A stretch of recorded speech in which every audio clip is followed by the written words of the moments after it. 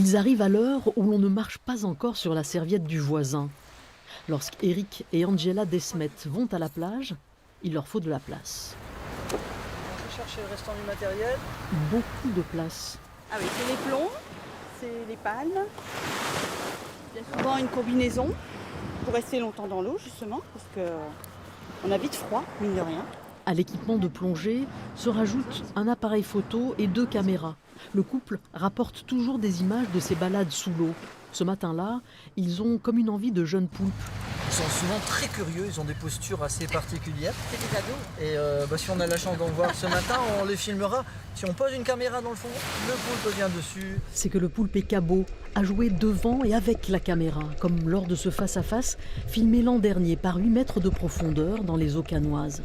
Ces rencontres, Éric Desmet les capture à plein poumon.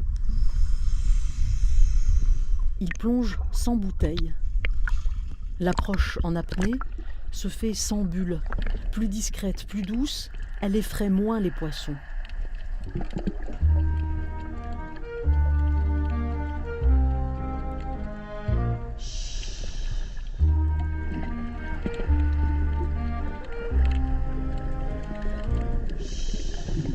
On a le désavantage de la bouteille de ne pas pouvoir rester très longtemps.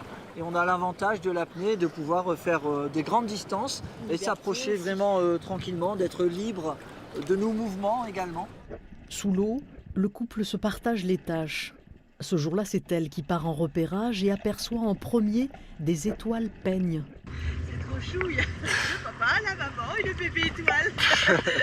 C'est lui qui descend créer un album de famille.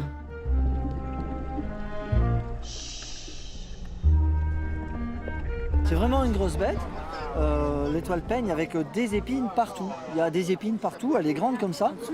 En dessous d'elle. Et ce peigne, ça permet de ratisser le fond en fait, et de faire monter les petits crustacés pour les manger. Sa passion, il l'affiche sur les réseaux sociaux. Ses 15 000 abonnés ont sursauté à la vue de ce poisson. Un rason planqué sous un bâton. Ils ont assisté émus à la parade amoureuse de ce couple d'hippocampes. Photos, vidéos, chaque rencontre est publiée. Certaines ont même intéressé le musée océanographique de Monaco.